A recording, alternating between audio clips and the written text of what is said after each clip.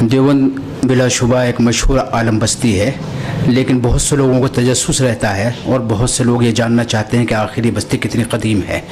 तारीख़ के जानिब जब हम कदम बढ़ाते हैं तो हमें कुछ सुराग मिलते हैं इस बस्ती की क़दामत के बारे में कि ये कितनी पुरानी बस्ती है और इसकी आबादी कब से है।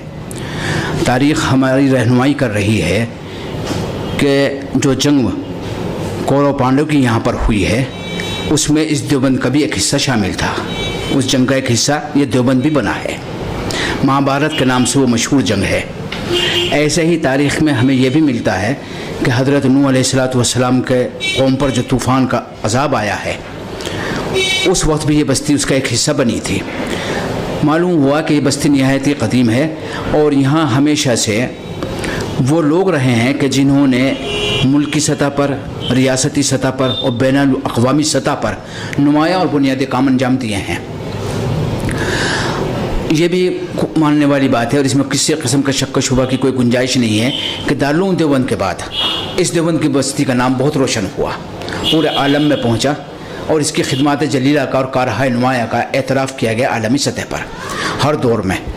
दारुल उलूम देवबंद 15 मुहर्रमुल हराम 1283 हिजरी मुताबिक 30 मई सन 1886 ईस्वी में कायम हुआ। इसके कायम करने वाले हुज्जतुल इस्लाम हज़रत मौलाना मोहम्मद कासिम नानोतवी और उनके रफ़ाक़ा थे।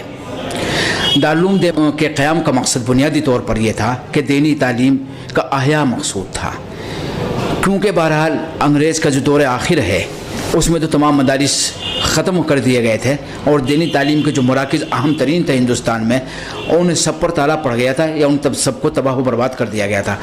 हमारे अकाबिर को ये फ़िक्र सता रही थी और इसमें मैं उनकी दूरअंदेशियों का भी कायल हूँ और कहना चाहिए कि उन्होंने बिला शुबा बसीरत और बसारत दोनों का मुज़ाहिरा किया और दारुल उलूम देवबंद कायम किया है। दारुल उलूम देवबंद ने रफ़ाही कामों में, फ़लाही कामों में, इस्लाही कामों में, अदबी कामों में, फ़िक़्ह व तफ़सीर की खिदमत जलीला में तमाम मैदानों में दारुल उलूम देवबंद का नक़ूश गहरे हैं और कदम कदम पर हमारा ऐसे अफराद से वास्ता पड़ता है, ऐसे लोग काबिल क़द्र और मनसाए आलम पर जिन्होंने क्या कहते हैं अपने नक़ूश सब्त किए हैं हमारे सामने आते हैं। हुज्जतुल इस्लाम हज़रत मौलाना मोहम्मद कासिम नानोतवी रहमतुल्लाह अलैह ने एक छोटी सी बस्ती, देवबंद की आबादी ज़्यादा नहीं है, हिंदू मुस्लिम आबादी है। हाँ, ये कह सकते हैं हम कि 65% आबादी यहाँ की मुस्लिम आबादी है और 35% आबादी जो है वो गैर मुस्लिम आबादी है।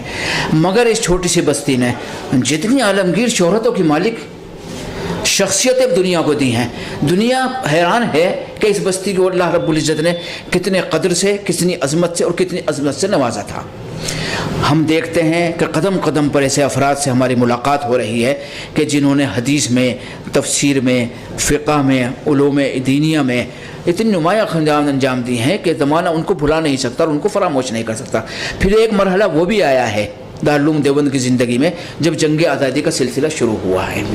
यहाँ के अकाबिर बहुत पहले से जंग आज़ादी में हिस्सा ले रहे थे, लेकिन दारुल उलूम के क़याम के बाद एक नई रूह फूंकी।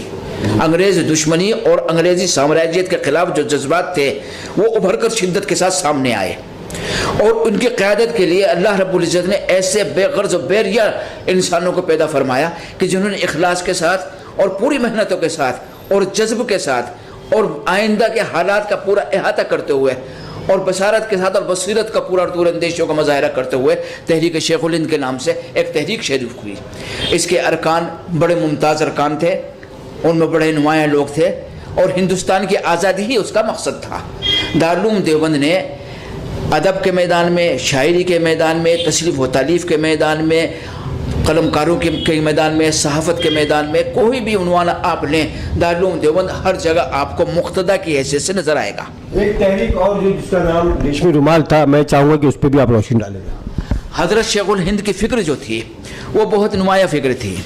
हज़रत शेखुल हिंद चाहते थे कि अंग्रेज़ से ये हिंदुस्तान मुकम्मल तौर पर पाक हो जाए। अगर इनको निकालने के लिए और अंग्रेज़ से मुकाबला करने के लिए और इनसे जंग लड़ने के लिए बैरूनी ताकतों की भी मदद ली जाए, जैसे कि उस ज़माने के अंदर गालिब पाशा वगैरह से हज़रत शेखुल हिंद ने मुलाकात की है और हज़रत शेखुल हिंद पहुँचे हैं, यहाँ के अहवाल से वाकिफ़ कराया और अंग्रेज़ के जुल्म व सितम से उन्होंने आगाह किया है। तो ये तहरीक क्या कहते हैं, अगर वक्त पर कामयाब हो जाती تو ہندوستان سن 47 سے پہلے سن 1947 سے پہلے ہی آزاد ہو چکا ہوتا، لیکن افسوس ہے کہ یہ راز افشا ہو گیا اور تحریک جو ہے وہ انگریزوں کے علم میں آ گئی. ریشمی رومال تحریک کی بات کریں. جی ریشمی رومال تحریک جو ہے وہ اس کا افشا ہو گیا اور وہ ظاہر ہو گئی اور کھل گئی انگریزوں کے اوپر. تو انہوں نے حضرت شیخ الہند کو گرفتار کر لیا اور مالٹا کے جیل کے اندر انہیں قید کر دیا گیا. ان کے ساتھی بھی مختلف جگہوں پہ پکڑے گئے اور کچھ لوگ مصلحتاً روپوش ہوئے تاکہ اس تحریک کو پھر حضرت شیخ الہند کے آنے کے بعد دوبارہ سے زندہ کیا جا سکے اور دوبارہ سے لے کر چلا جا سکے. تو ہر تحریک جو جنگ آزادی کی ہم سمجھتے ہیں اس کے تار ملے ہوئے ہیں دیوبند سے، اس لیے کہ جہاں جہاں بھی تحریک کے شعلے بھڑکے ہیں اور جہاں جہاں بھی جنگ آزادی کے جذبے دیکھے گئے ہیں اور انگریزوں کی دشمنی سے کے لیے ہندوستانی عوام سڑکوں پر آئے ہیں اور انہوں نے انگریز کے ظلم و جبر کا سامنا کیا ہے اور مقابلہ کیا ہے، یہ روح پھونکی ہوئی ہے انہیں اکابر دیوبند کی. جہاں جہاں بھی ہم دیکھتے ہیں وہاں بھی حضرت محمد علی جوہر وغیرہ ان کے برادر جو ہیں ان کے بارے میں آپ دیکھ لیجئے. اسی طریقے سے اور بہت سے افراد ہیں، ان سب نے کیا کہتے ہیں یہ تحریک پائی ہے حضرت شیخ الہند کی تحریک سے. دیوبند سے انہیں یہ حصہ ملا ہے اور انہوں نے انہی بنیادوں پر اپنے کاموں کو لے کر چلنے کی کوشش کی ہے جو بنیادیں حضرت شیخ الہند رحمۃ اللہ علیہ نے فراہم کی تھی. دیوبند کی اس تحریک میں، جنگ آزادی کی تحریک میں، جیسے کہ ہمارے برادران وطن ہیں، بہت سارے لیڈران ہیں، کبھی ان کا بھی آنا ہوا جیسے گاندھی جی ہیں یا اور لوگ ہیں، ان کی بھی یہاں سے دیوبند سے وابستگی رہی ہے؟ حضرت مولانا ابوالکلام آزاد صاحب رحمۃ اللہ علیہ دیوبند آئے ہیں اور صرف اسی غرض سے آئے ہیں. انہوں نے حضرت شیخ الہند سے ملاقات کی ہے. حضرت شیخ الہند کو ایک مرکزی شخصیت کی حیثیت حاصل تھی. ان سے واقف گاندھی جی بھی تھے، جواہر لال نہرو بھی تھے. دیوبند تو ان حضرات کا آنا نہیں ہوا، لیکن وہ ان کے کارہائے نمایاں سے اور ان کے جذب خالص سے بہت اچھی طرح سے آگاہ تھے. تو براہ راست رابطہ نہ ہونے کے باوجود انہوں نے کیا کہتے ہیں اس تحریک کو قدر کی نظر سے نہیں بلکہ ایک رہنما کی نظر سے اس تحریک کو دیکھا ہے.